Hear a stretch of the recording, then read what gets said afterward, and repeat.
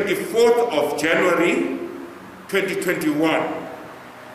It is the third Sunday after Epiphany, third Sunday of the year. I just want to take an opportunity to welcome the members of the Parish of Woodlands and all those that are following us on social media. So as we partake in this morning prayer, we must be consciously aware that we are using the Eucharistic readings. So, welcome to our morning prayer. The morning prayer begins from our Anglican prayer book, page 42. In the name of our God, Father, the Son, and the Holy Spirit, amen. We have come together as the family of God in our Father's presence to offer him praise and thanksgiving, to hear and receive his holy word, to bring before him the needs of the world, and to ask his forgiveness of our sins, and to seek his grace, that through his Son Jesus Christ, we may give ourselves to his service. This is the day which the Lord has made. Let us worship and praise him. Alleluia. Lord, open our lips, that we may glorify and praise your name. Glory to the Father, and to the Son, and to the Holy Spirit, as it was in the beginning, as now, and will be forever. Amen. Praise the Lord. Alleluia.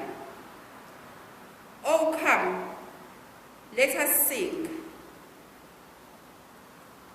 Oh, come, let us sing out to the Lord.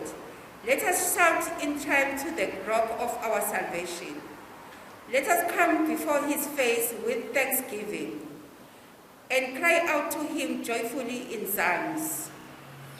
For the Lord is a great God, and a great King above all gods. In his hand are the depths of the earth, and the peaks of the mountains as his also.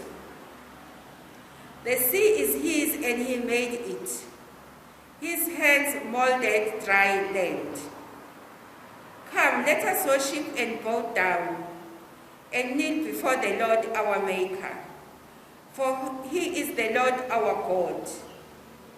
We are his people and the sheep of his pasture. If only you would hear his voice today, for he comes to judge the earth.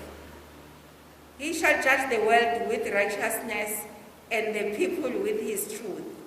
Glory to God and the Father, glory to Father and to the Son and to the Holy Spirit, as it was in the beginning, is now, and will be forever. Amen. Let us call to mind and confess our sins.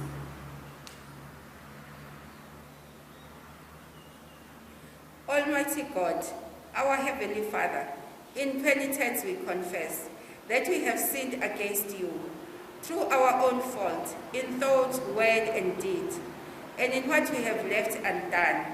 For the sake of your Son, Christ our Lord, forgive us all that is past, and grant that we may serve you in newness of life, to the glory of your name. Almighty God, have mercy on us, forgive us our sins, and keep us in eternal life, through Jesus Christ our Lord. Amen. The psalm appointed for this morning is Psalm 62, verses 5 to 12. As we join together in reciting this psalm, let us observe the colon in the middle of each and every verse.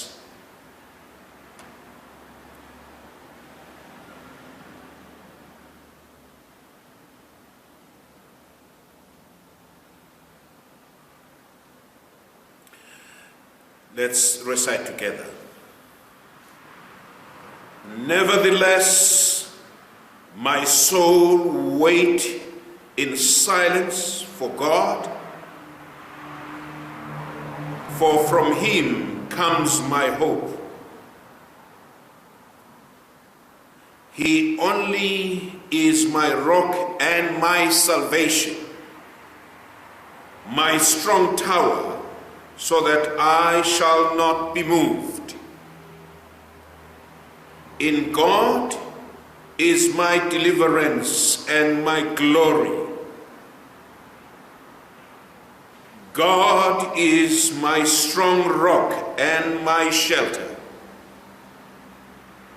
Trust in him all the time, O my people. Pour out your hearts before him, for God is our refuge. The children of men are but breath.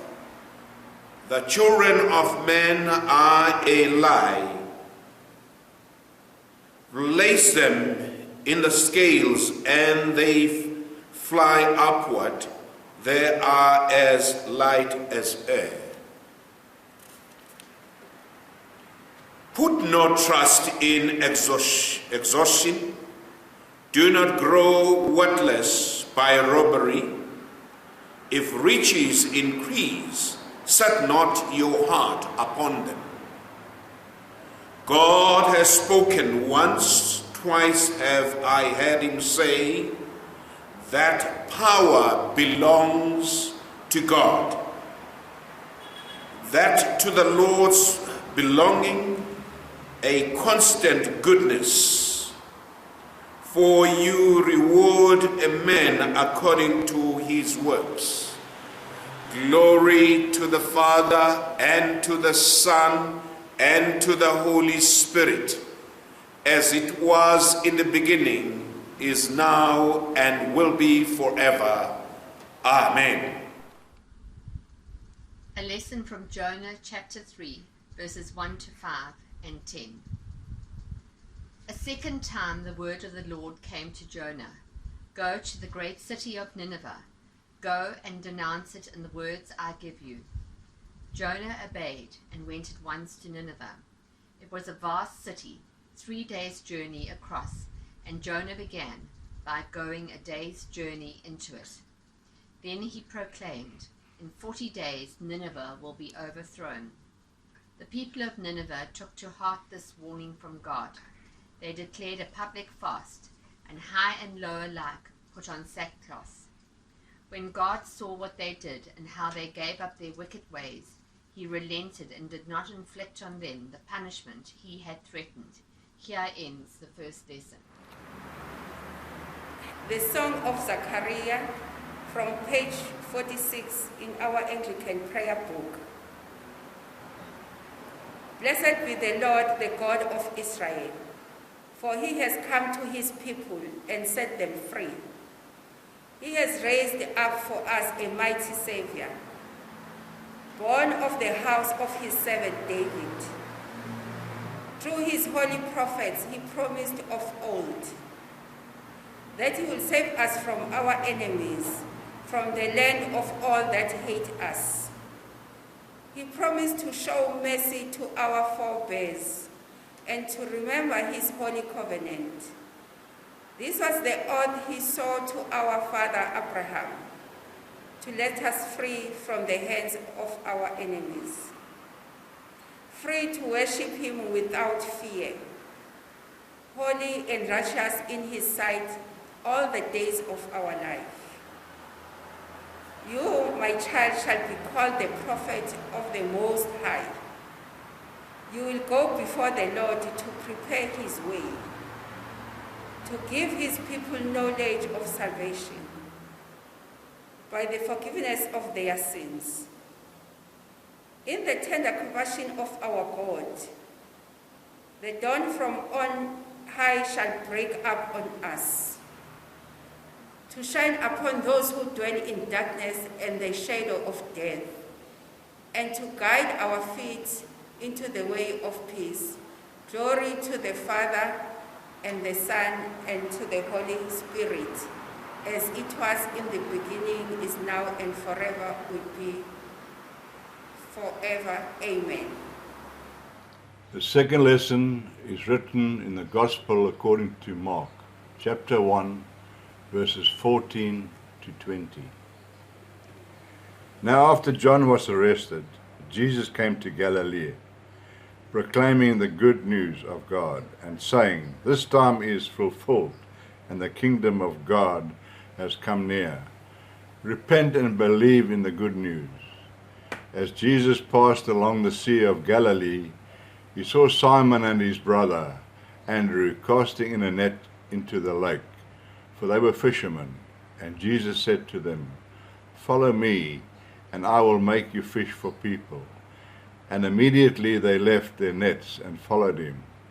As he went a little further, he saw James, son of Zebedee, and his brother John, who were in the boat mending the nets. Immediately he called them, and they left their father Zebedee in the boat with the hired men and followed him. Here ends the second lesson.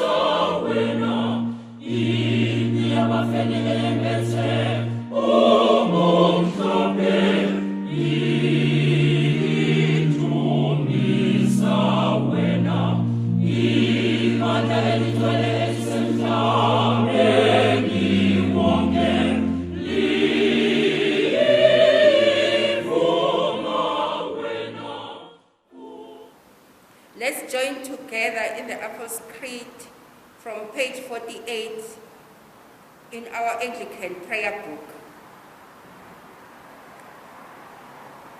I believe in God, the Father Almighty, creator of heaven and earth. I believe in Jesus Christ, his only Son, our Lord. He was conceived by the Holy Spirit and born of the Virgin Mary. He suffered under Pontius Pilate, was crucified, died, and was buried. He descended to the dead. On the third day he rose again. He ascended into heaven and is seated at the right hand of the Father. He will come to judge the living and the dead. I believe in the Holy Spirit, the Holy Catholic Church, the communion of the saints, the forgiveness of sins, the resurrection of the body, and the life everlasting. Amen. Let us pray. Lord God, we ask you to give us your blessing to your church, holiness to the world, peace to this nation, justice, and to all people knowledge of your love. Keep safe our families, protect the weak, heal the sick, comfort the dying, and bring us all to a joyful resurrection. We ask these things through Jesus Christ our Lord. Amen. The Collect for the Day. O God of new beginnings, give us courage to turn and joyfully follow you into new adventures of faithful service. Through Jesus Christ, our light and salvation, who lives and reigns with you and the Holy Spirit, one God, for ever and ever. Amen. The Collect for Peace. O God, the author of peace and lover of concord, to know you is eternal life. To serve you is perfect freedom.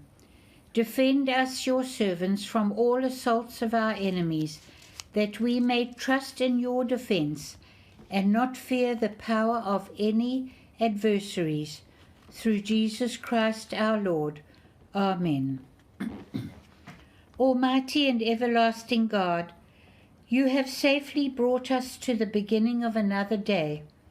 Defend us by your mighty power, that we may be kept free from all sin and safe from every danger, and enable us this day to do only what is right in your eyes, through Jesus Christ our Lord. Amen. In the name of God, Father, Son, and Holy Spirit, I would like to hang my message on the theme, the God of new beginnings. As I reflected on the collect for today, the Old Testament reading for today, and the Gospel reading, I came up with this theme for my message in these difficult times we're living in. The God of the new beginnings. As the collect says, give us courage to turn and joyfully follow into the new adventures of the faithful service. In this collect, there is a sense in which we are encouraged to embrace the new beginnings. There is also a sense that we need courage to turn, courage to repent, courage to turn around joyfully to follow Christ in spite of all the challenges we are facing. As we follow Christ, we are introduced into the new adventures of faithful service. The times we are living in need adventurous, faithful servants. The Word of God has some glorious things to say about who believe in Jesus as Savior and Lord. The Bible calls us salt, a city on the hill, living stones, chosen people, a royal priesthood, a holy nation, the people of God, those who have received mercy, friends, witnesses, the body of Christ, and the vessels of the Holy Spirit. In other words, God has got trust in us to bring about change. Where there is hopelessness, to bring about hope. The Bible also tells us that we are new creations. Paul, in his second letter to the Corinthians, chapter 5, verse 17 says, if anyone is in Christ, he is a new creation. The old has gone, the new has come. This newness of life is based on repentance, turnaround, as the collect is praying and asking for courage to turn and joyfully follow Jesus. As I also reflected on the gospel reading for today, Jesus said, the right time has come and the kingdom of God is near. Turn away from your sins and believe the good news in Mark chapter 1 verse 15. In line with repentance, one sees the newness of life of Jonah, the people of Nineveh, and the people of Nineveh. Repentance of Jonah and the people of Nineveh, and lastly, the God of love and mercy and forgiving God. It is very interesting that our liturgical readings these days are emphasizing about our calling. The Old Testament reading for last Sunday in 1 Samuel chapter 3, verse 1 to 10, spoke about the young man's calling by the name of Samuel. The Gospel reading in John chapter 1, verse 43 to 51, spoke to me about the encounter and the calling of Philip as a disciple and subsequently Nathanael. Today is Jesus' calling the two fishermen, Simon and his brother Andrew, catching fish with a net. The Word of God says that Jesus said to them, "Come with me and I will teach you to catch people," in Mark chapter 1, verse 18. I want to believe that God is saying to all the believers these days, "Be my witnesses." Isn't it great that we are called witnesses in these difficult times? We are not called to judge and jury, not prosecutors, just witnesses. We are called to simply tell what we have seen and experienced. We don't have to convict or convince. The Holy Spirit will do that.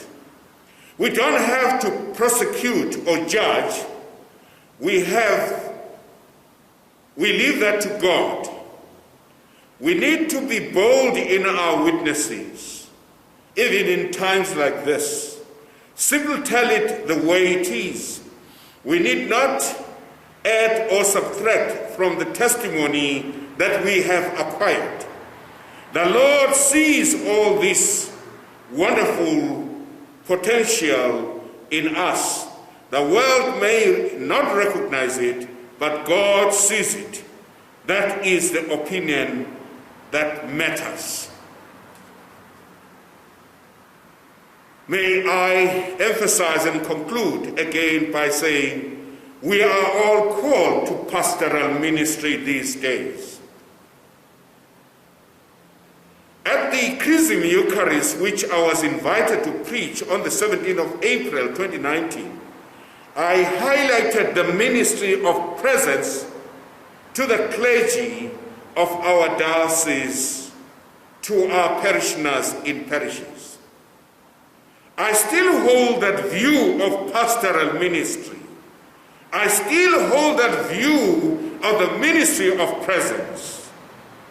Eugene H. Peterson, in his book, Under the Unpredictable Plan, says, Jonah abandoned his religious careerism, decides to be a true pastor, embraces and enter into the life of prayer and goes to Nineveh, which he first rebelled against.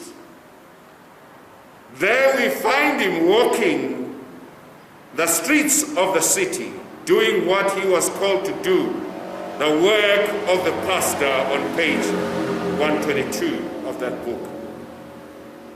But COVID-19 is challenging that wonderful idea of ministry. I am very frustrated that traditional pastoral way of ministry has changed drastically. Also, our worship services are done virtually, but our context for now is calling for social media platform services and to pastorally minister to each other virtually. Yes, we are introduced to new beginnings. We need courage to change and to follow Jesus into new adventures of faithful service. Amen. Father God, we ask you to be with us during the COVID pandemic. Guide the doctors and nurses and keep all frontline workers safe. Grant us the sense to acknowledge that this pandemic does not discriminate, and give us the will to do that which is necessary. Comfort all those who have lost loved ones and those who are facing hardships. God of all power, we acclaim you. Lord of all grace, we worship you. We are not worthy of you, yet your goodness makes us praise you and give you thanks. We praise you for the life you have given us, and for all the blessings we have received at your hands. Above all, we give you thanks for your Son Jesus Christ, for the grace and hope which his death and resurrection have brought to us. We ask this of you, our Father, that we may never forget your goodness to us, and that we may show our thankfulness not only in words, but by the service of our lives, both now and in all eternity. We pray for the Church, and especially those who minister your word in this parish. Provide for their needs, and give them the strength to continue in your service. Heavenly Father, your Son has promised that whenever we pray in his name, you will hear us. Answer our prayers as may be best for us, granting us in this world the knowledge of your truth, and in the world to come the fullness of eternal life. Through Jesus Christ our Lord. Amen. May the Lord bless us and watch over us. May the Lord make his face shine on us and be gracious to us. May the Lord look kindly on us and give us peace. Amen. Let's receive the final blessing. The peace of God which passes all understanding. Keep your hearts and minds in knowledge and love of God, of his Son, Jesus Christ our Lord. And the blessing of God Almighty, the Father, the Son, and the Holy Spirit be among you and remain with you always. Amen.